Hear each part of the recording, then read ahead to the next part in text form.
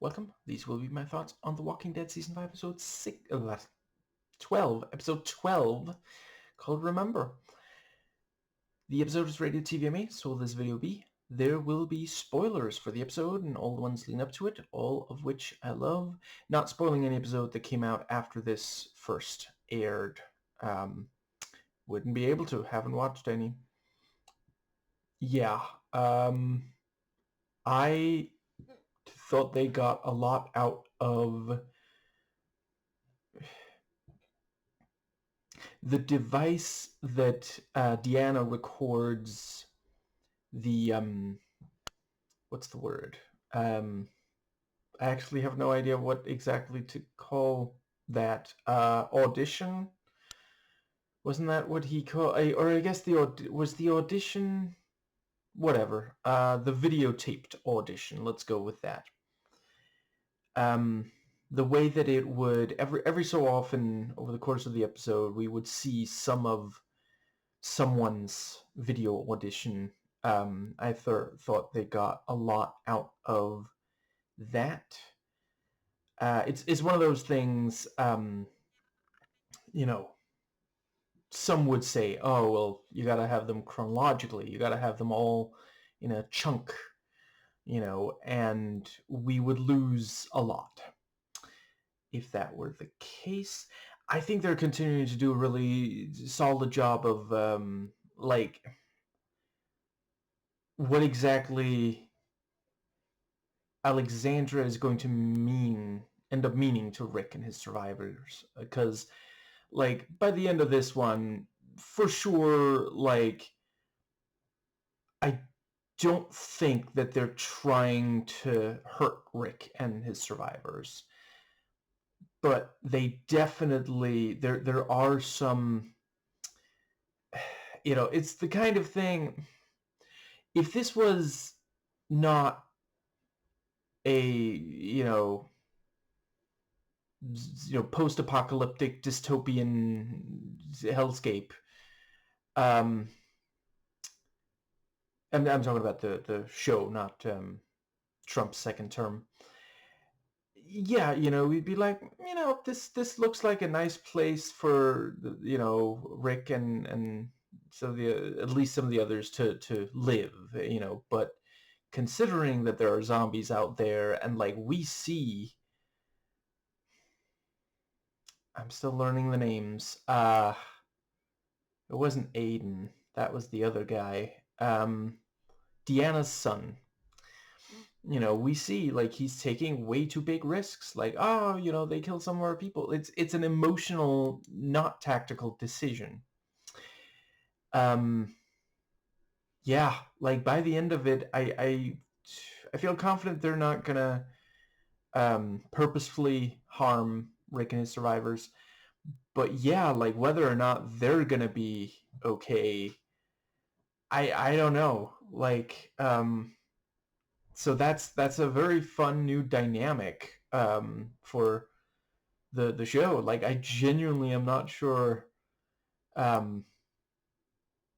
Yeah, that last line about taking over. Yeah, let's do some scene by scene.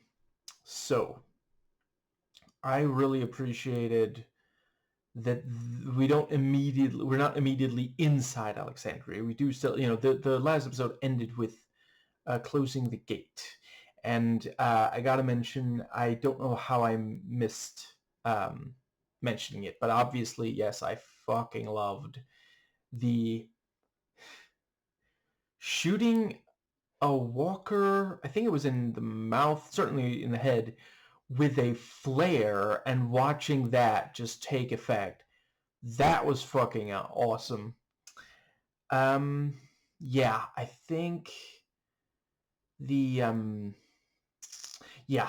the way that so Aiden opens the gate and is trying to he's clearly not 100% comfortable, and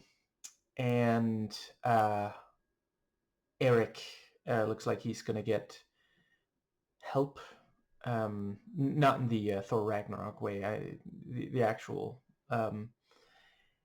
and yeah, them walking in, and yeah, you have the thing with Sasha has to shoot a walker, and also I really love that the gate.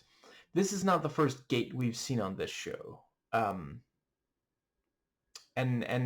sometimes it'll be like somewhat improvised. At the prison, they had a somewhat improvised gate. The fact that there are like steel bars on, that's I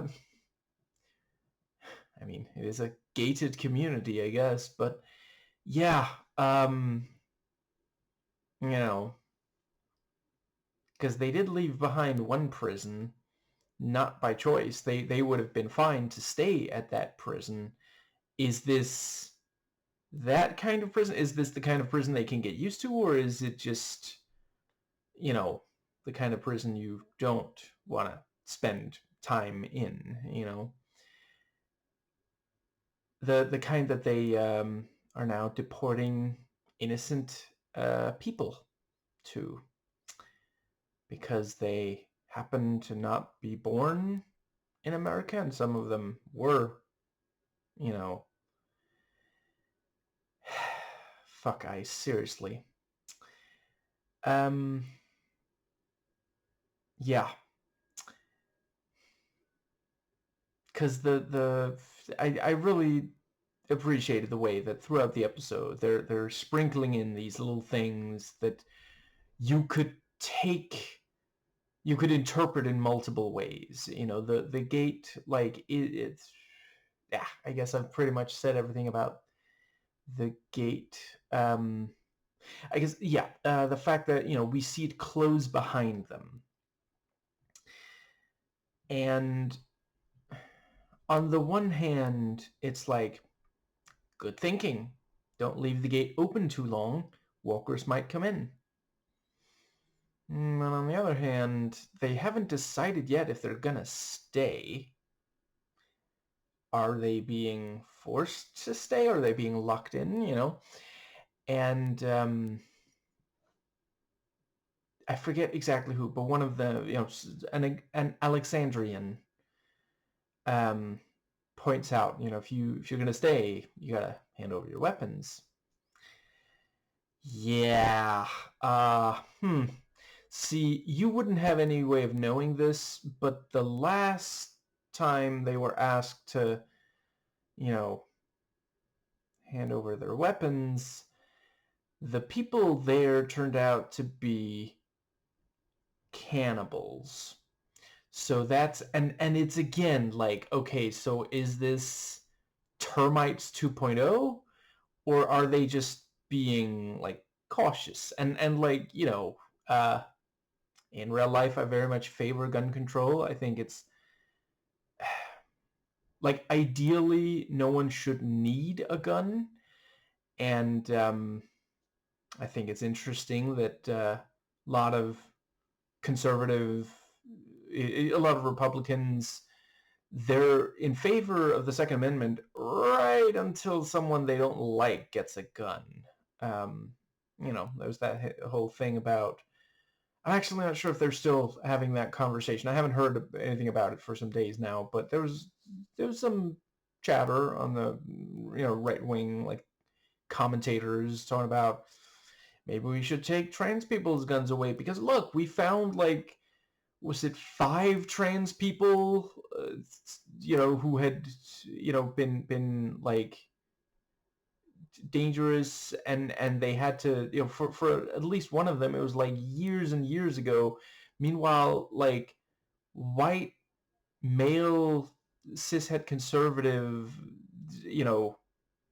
hate crimers, including sometimes killers, happens way more frequently. And I'm afraid I forget exactly who. Was it maybe Edgier Than Thou? I think it was Edgier Than Thou did a video picking apart the whole idea of, oh, trans people are so dangerous. I think Adrian and I actually did multiple videos on that, including at least one where specifically talking about, like, okay, so let's actually look at the people that are, these, 5 dangerous trans people, and just like it was flimsy at a glance, but Edgier Than Thou just eviscerates it, like takes a flamethrower to these claims. And I know it's been a minute, but part of what got white conservatives so very upset about the Black Panthers was that they carried weapons. And it's like, but that's what you say you think would be a good thing. Like, right? I mean, good guy with a gun? Where exactly is the problem? They're obeying the law, and so some powerful white people decided that the Black Panthers had to be stopped. And I'm not the right person to give the rest of the history lesson, but yeah. Anyway, in Alexandria, you don't carry unless you are one of the people specifically, carrying, which is one of those things, I'm in favor of, as much as, and right, and to be clear, I'm not saying, oh, take their guns away, and I don't actually, I'm not sure I know. Okay, I don't watch every single leftist commentator and such. Certainly not every minute. Maybe they're stealing bread, putting jam on it. I don't know. I will say, I don't think even one of the ones that I do follow has ever said that they think it would be a good idea to go around taking the guns. Like, maybe encourage them to say, listen, we're going to protect you. You're going to be okay. You don't need the gun. But if they refuse to let it go, then okay. Gun control is more about making sure that from now on, the people who get their hands on guns, that you have to go through a background check, that,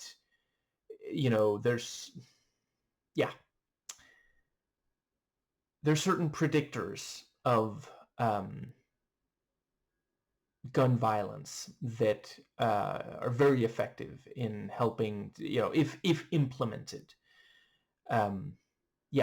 Certain people wouldn't be able to buy a gun because, the research says they're likely to end up using it to harm someone.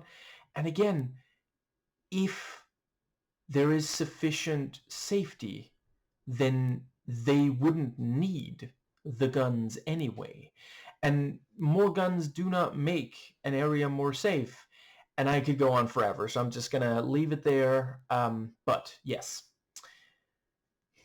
Are they just being sensible in Alexandria, saying, guns, none of guns on your persons? Or are they, is this like a very long con, Venus flytrap, like, I don't think that, I think, if it were revealed, well, like, I don't know, maybe they could make it work, but I do think that it makes sense that the characters would think that way. And I felt for many episodes, I've been, I didn't always side with Rick, but I usually sided with at least one of the survivors who was, like, very cautious. Watching this episode, I don't know yet how 100% I feel about Alexandria, other than by the end of this episode, I feel like they're not, at least right now, purposefully looking to harm Rick and the survivors. But I don't know if I don't know exactly how to feel about them, other than that they're definitely, they're not trying to harm, and they in general seem to be trying to make it work. They want a future that's as peaceful and mutually beneficial as at all possible, basically, So I'm not 100% on the side of Alexandrians, but watching this episode, I was also like, the characters, I was kind of watching them from afar more than being there with them. Kind of the what's the word? Um, it really struck me how overcautious at times they can kind of be, and I really appreciated that. The contrast is very striking. Um, they look so out of place in the early scenes in Alexandria, and later they look the part, but they're still, you can tell they're not convinced.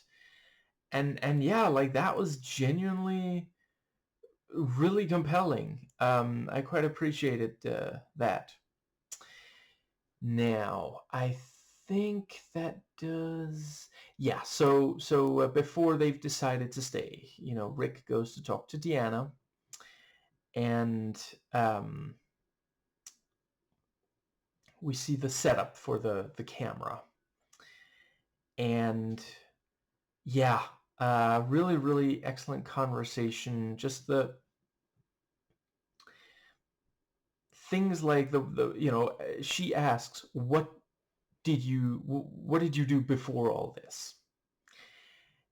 And at first he doesn't want to answer that, and says, oh, what does it matter? And she says, of course it matters. And then she points out, so because of what we were before, we were able to do, to make Alexandria work, despite the early limitations and such. And it definitely was like, I already really appreciate her character. Like, I don't know if she's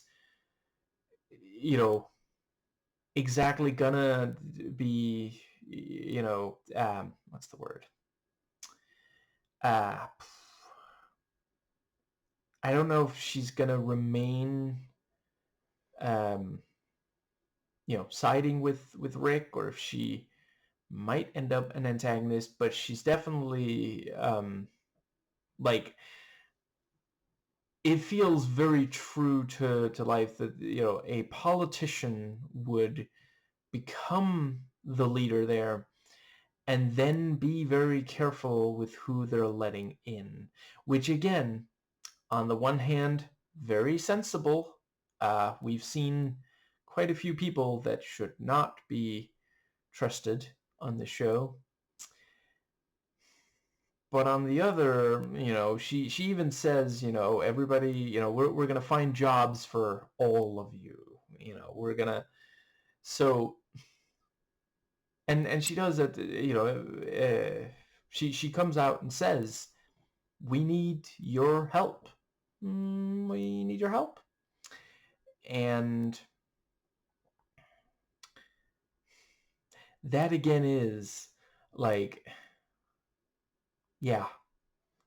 I guess I've said my what I had about that. But yeah, after she explains, then he says, he used to be a sheriff. And let's see. Speaking of, the contrast, I really loved when he's refusing to give up his weapons and he awkwardly sits down in this, very comfortable chair, you know. Yeah, I don't know. I guess at this point we do expect the Spanish exposition. Yeah. Yes. He's trying to sit in this chair and like the gun and machete are both like causing a little bit of trouble, so he has to like awkwardly just, yeah, that was yeah. And then we have the yeah, so they're given a place, and oh, you, both of these places are for you, I take that one, that one's nicer. And they said it as soon as I thought it. They're trying to split up Rick's group, because that is definitely, divide and conquer, what if Deanna says one thing to one of the two groups and something else to the other group, and now they're infighting, and Deanna can come in and be, it's just, yeah, um, politician, and be like, let's find some compromise here, Um, yeah, I think that pretty well brings us. Yeah, and also the great contrast when Carl is going around one of the two houses, and he's like, "Is there something up there?" And he goes up and opens the door, and there's the comic book, and just a, yeah, and he's got the knife out. He's ready to stab a zombie. And I'm also sitting there thinking, there's actually going to be, because that's a pretty major strike against Alexandria if they can't keep zombies out of, and it's also like, wait, did they leave one or more zombies in the house, and that's the trap springing maybe, or, so yeah. Let's see. I think that does bring us to the yeah, so I love the match cut of they note, oh, there's running water, um they yeah, and then suddenly an assassin bursts in through the window. But checking the running water, and then match cut to the shower, and yeah, like, holy shit. It's been a minute since Rick was able to just like shower like that. I mean, let's see. There was back at the end of season 1 at the CDC. Yeah, certainly it's been much more limited since then. That was like a proper shower, and yeah, Rick manages to wash all the grime off. Now he's just Rick S. And yeah, he shaves, and then still learning the names. Hairdresser shows up, and she's like, I could give you a haircut. And we again have this thing. He points out, you don't even know me, and she says she can handle herself, which, that is an interesting way to respond to that. She doesn't say, but I already trust you, or Deanna trusts you, or something about trust. So yeah, and yeah, like the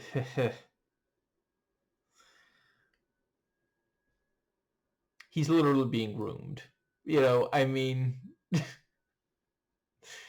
um, but just like, you know, hair, yeah, haircut. But yeah, you know, is he also being like indoctrinated? That kind of grooming, you know, to because like small group of people, they don't let in just anyone, but then when they do, they shower them with positive attention. Like, you know, again, if not for the zombie apocalypse, you might think cult, you know. But with the zombie apocalypse, it makes sense that there would be this little society and that it would function the way that it's so far been shown to. Um, but yeah, ultimately, right. I love when they're all, you know, handing over the weapons, and Carol, like, it takes a few seconds for her to get the heavier, the two-handed weapon off, you know, and puts it in the pile, and you know, the other person's like, I get, maybe I should have brought two, you know, containers for it. And Carol's little friendly smile, just wonderful. But yeah, so the first night they do all sleep in the one same house, and that's also the thing. Like, there's like a dozen of them. It does make some sense to say, hey, you can have two houses, you know, so it's just 6 or so in each. Like, it would be super weird if it was like, okay, Grimes family, you get two houses. It's like, what? No, that doesn't make any sense. But, you know, 6 people, and, you know, some of them are in relationships with each other and maybe want, you know, some level of privacy from other. Yeah. Um, and yeah, Rick can't quite sleep, and he goes and finds a kitchen knife in the kitchen. Makes sense. Because, like, he genuinely just doesn't feel like he feels naked without any kind of weapon, you know? Um, and, yeah, I think, let's see, what was the next thing? I think the next thing might have been the, let's see. Yeah, so yeah, Deanna comes by in the morning. All right, also, I liked Aaron saying, you know, if you need anything, call me. We don't have phones. Come see me in person. I live 4 houses down. Down the street or down in the ground? Because that sounds like a lot of digging. But yeah, Deanna shows up and, you know, she's like, good thinking. Yeah, all of you sleeping in the same building, you know, just in case we're not trustworthy, you know.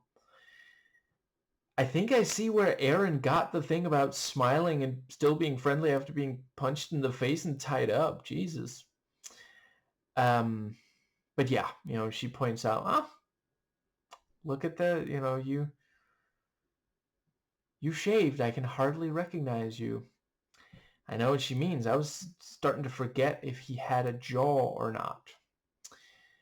And let's see, you know, talking about I love the acknowledgement that, like, oh, well, I guess communism won. Yeah, it does sound an awful lot like communism, and I don't know. So far, it seems to be working. Almost like the problem with communist dictatorships is the dictator part, and Trump's capitalist dictatorship, broligarchy, is not particularly any better. In some ways, worse. And the thing about, you know, everybody gets a job. You haven't found me a job yet. Yes, I have. I just haven't told you yet. Politician. And yeah, she notes, you know, Sasha, you get a job. Michonne, I think you get get a job. I'm working on it. And yeah, they all start dressing the part, and it just like, holy shit. I think it's especially Tara looks like, yeah, she's just considering the location. It feels like, okay, this should feel natural, but she, yeah, it looks, like a compromise on her. And I really loved Carol's audition video. I don't know if anybody told her that Deanna is incredible at, you know, um, reading people, because I get why Carol lies. But yeah, I that's another thing. I can't help but wonder if Deanna is going to realize that Carol is lying about something and keep prodding until she finds out, about yeah, the reason why Rick sent her away. Yeah, I think let's see. Does that pretty well get us to the but yeah, so she claims, she pretends that she really misses Ed. And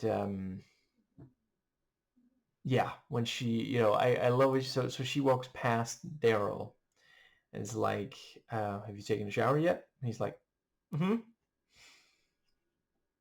Daryl, you don't have to lie. Like, just admit that you haven't, but just, yeah.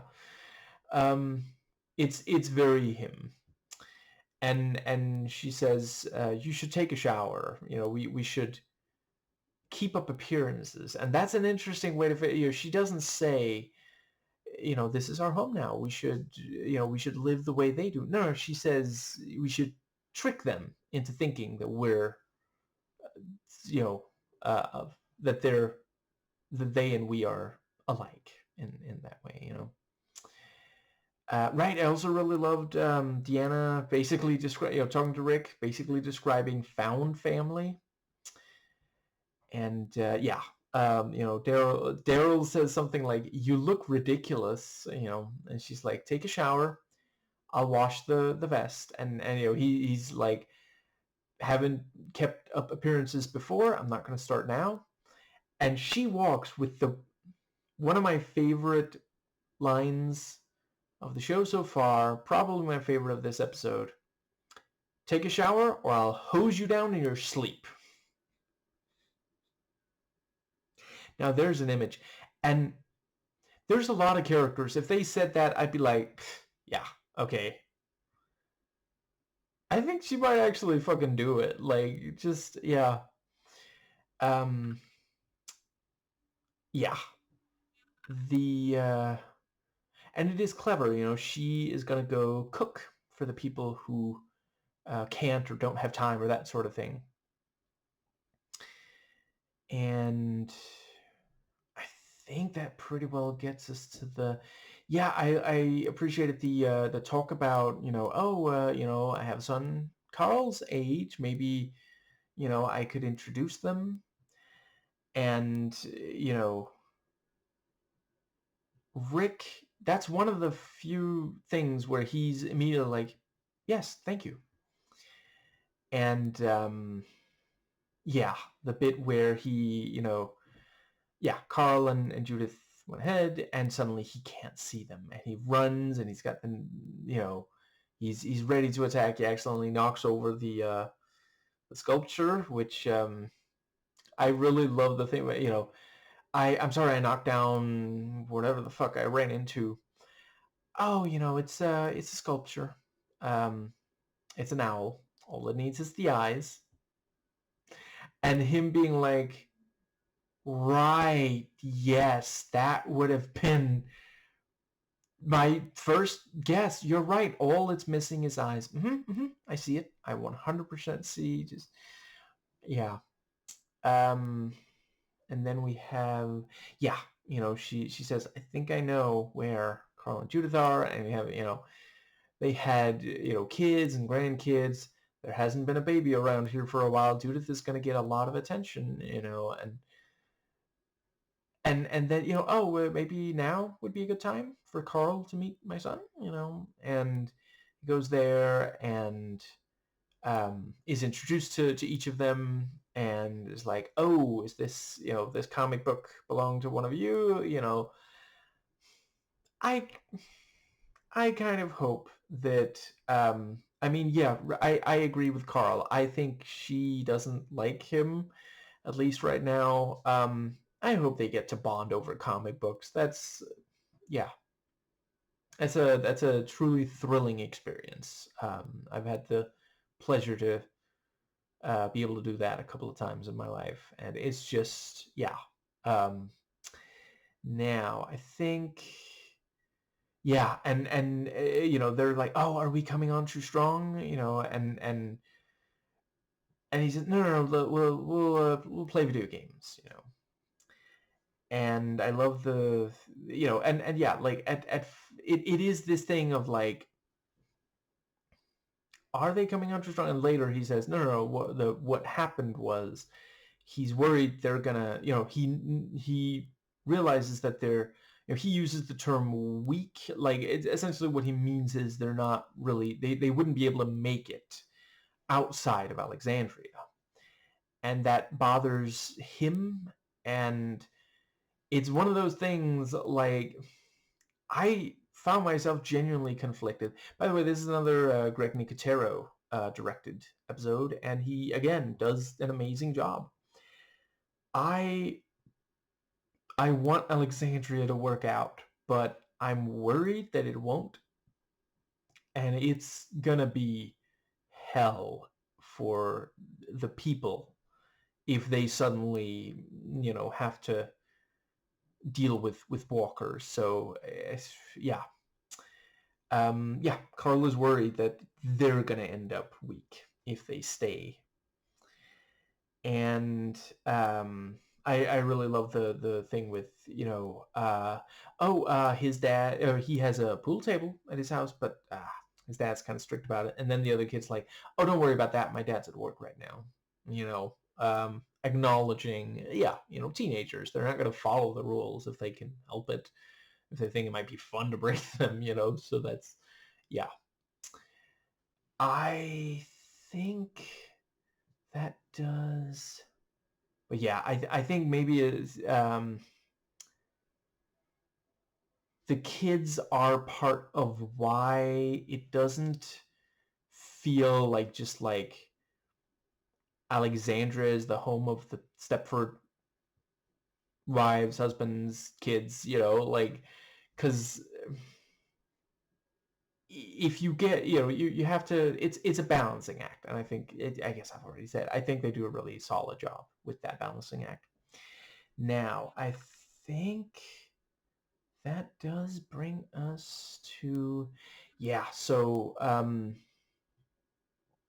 yeah, Michonne is like, I like it here, I think this could work. This is not an attack look. This is very much not an attack. This is a please do not punch Alexandria in the face look. And yeah, we have the, let's see, I guess, yeah. So the thing with Deanna's son, who invites the three of them out there, and he, they get weapons, and he tells them he's in charge, so they do what he says, and then he's gonna bring them into an area where the what is it, it's just dry run, and they sweep the outside areas, gradually increasing, to, yeah, makes a lot of sense. And let's see, yeah, so he says, well, we have a little, yeah, and the thing, we have a system. We still lost 4 men, good people, all of them 2 weeks away from retirement. And then, yeah, the test to see if they can really stay there. And then they woke up and it's like, oh no, the zombie's loose. And Aiden starts whistling, which Glenn, acknowledges as this is actually dangerous. Like, you're gonna get into a situation that you can't control here. And yeah, the there was the what's the word? Yeah, they do manage to, the zombie comes back. And there's the thing about, well, this zombie, killed some of our people, so we, like, I'm guessing they like every so often, like, use essentially a punching bag or something, and that's they're gonna make anyone new do that as well to see if they've really got it, and it's like, but that's not. No, what you want is people who, yeah, tactics is important.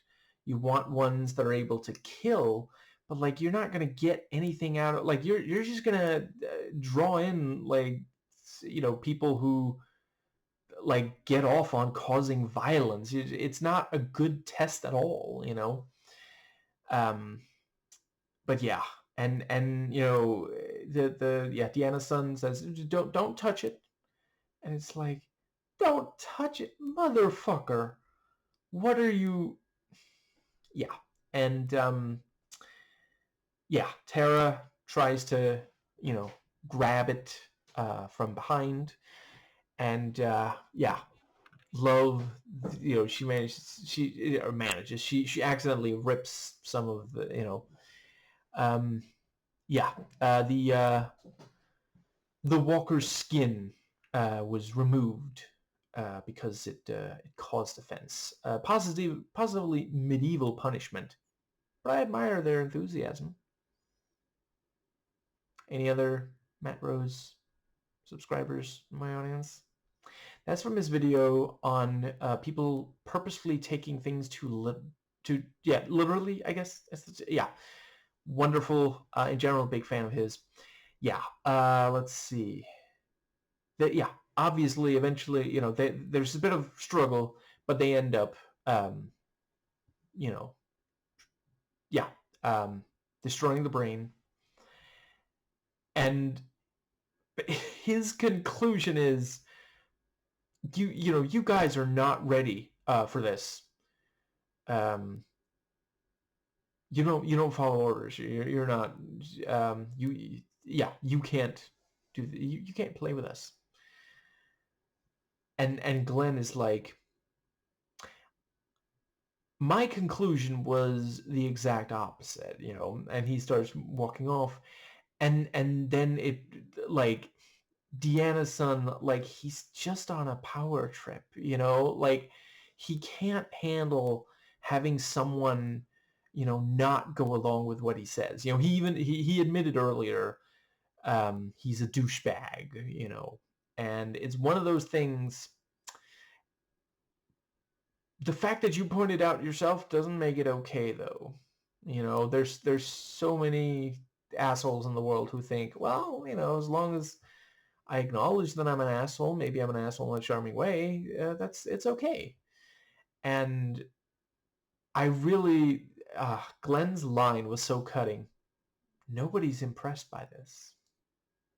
Because that's what it is, he's trying to, like, puff up his chest, be like so manly, any second now he's gonna, like, try to flip a skateboard and hit his own nards, maybe throw an axe and hit some, like, I forget, was it drummer, some marching band, person who just, like, did absolutely nothing to deserve that. Not that you can deserve that.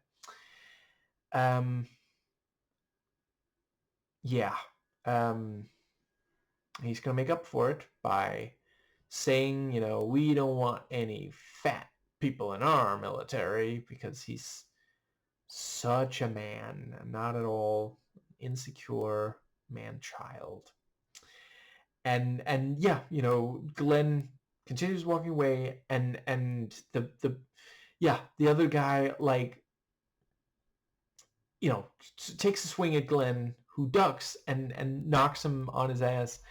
And yeah, like, clearly he has not, I don't know that he's ever been in a real fight before. We've seen Glenn, like, at the start of the show, Glenn was like okay, but by now he's been very battle hardened, and this other guy is just has absolutely no chance.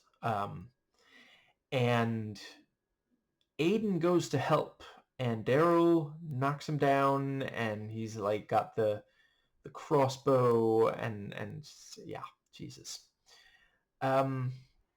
And again, Deanna, so she's like, everyone, listen up.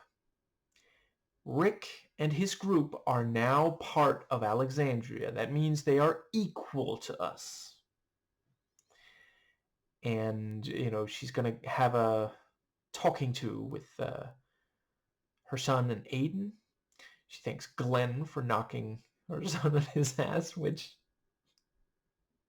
yeah, I mean, she's his mom. She's not, like, there's only so much of his shit she's going to put up with herself.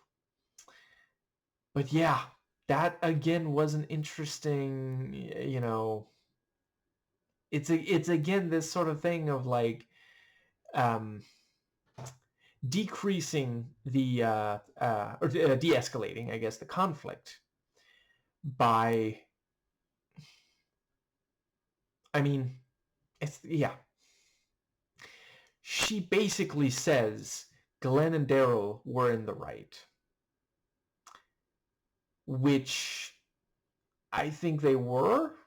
I definitely think the show thinks they were. It is convenient that she sides with the ones who won. She doesn't say, hey, listen, now stop, stop the violence. Like, she does actually, so again, very, very politician, yeah. And at the same time, like, when she says, they are equal, because that was the problem, clearly, like, her son didn't see them as equal. He thought he had to, like, break them in, when it's more like, no, I mean, you could learn a lot from them. I don't know. Maybe you should start small. I'm pretty sure Judith would be better at fighting Glenn than you are. And yeah, I think, yeah, I really, let's see, I think it was Michonne in her video audition, pointing out oh no, wait, shit, it was Glenn who said, we've been out there for too long. He also really wants this to work out. Loved Carl seeing her sneak out. And that was also like, holy shit, she has this down to a science. Like, she builds a makeshift ladder. Like, damn. I guess somebody else played LeChuck's Revenge. And yeah, he follows her, and just the look in his eyes, he's like, finally, a kindred spirit. And she moves so fucking fast that he can't keep up with her. And yeah, I hope that there's gonna be more of, like, maybe a friendship, maybe more, because it really does seem like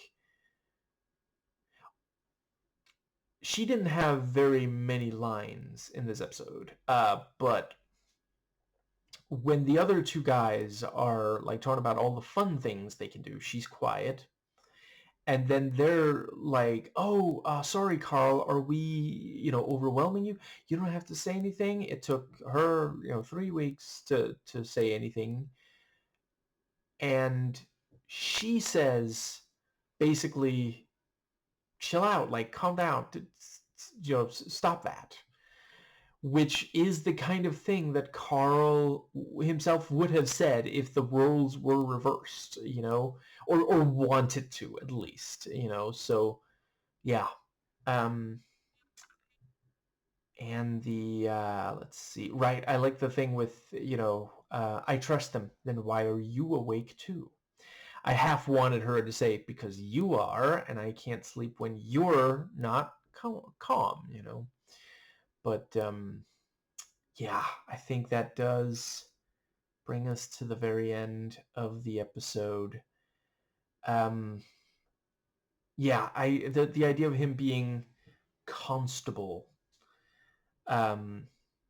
is very, very cool.